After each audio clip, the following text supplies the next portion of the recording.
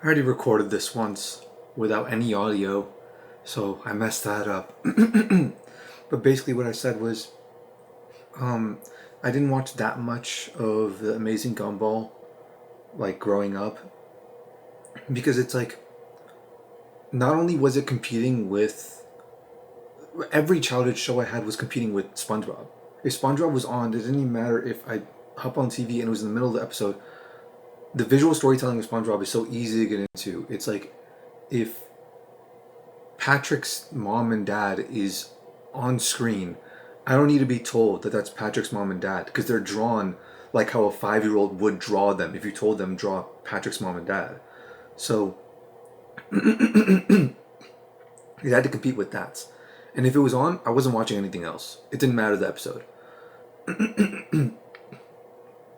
But even when I grew a little older and I started to branch out and watch other things and I started to consider their perspectives of other shows, on the same channel was Regular Show and Adventure Time, which are two behemoths. They're two Regular Show has S tier vibes.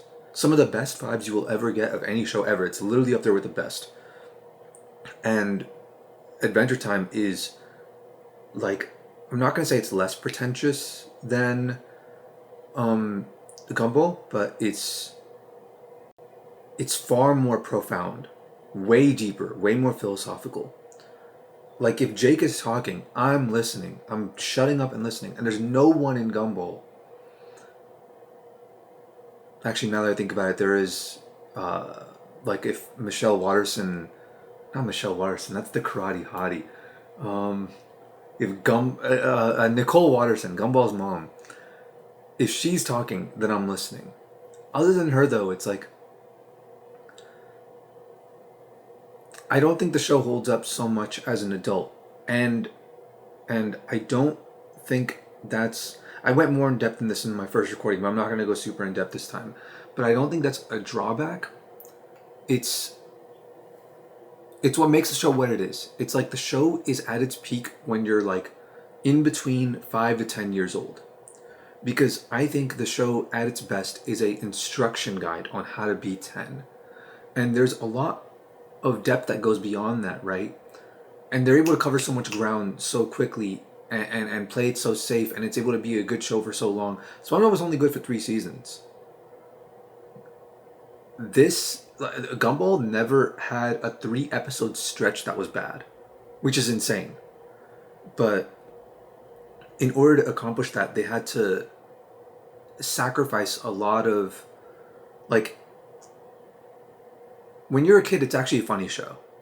The comedy doesn't hold up as an adult. A lot of things don't hold up as an adult, but it holds up in a different way. It's like there's elements of how to be a 20-year-old in this show that's just an excellent instruction guide on how to be a 10-year-old. But I don't think it holds up when you're watching it when you're 20. I think it's more like, if you're 10, you can watch it and you can better understand how to be liked by 20-year-olds and play with them and understand them better and have them understand you better. How to have better social dynamics with 20-year-olds when you're 10.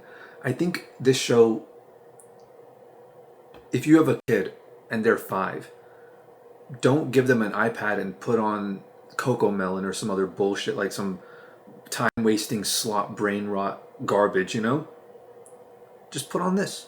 It's it's honestly a great show. It's a great kids show. It's just, it's not the greatest. And there are some greatests.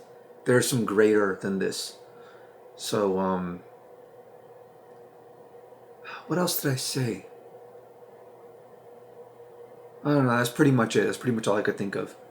Pretty good show. The art style is a bit weird. It's a lot easier to palette when you're a kid.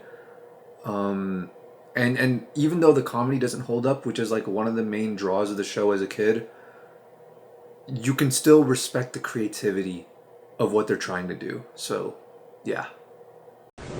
Amazing what a Gumball talk. See, Offset don't know about Amazing World of Gumball. You don't know about that show. Uh,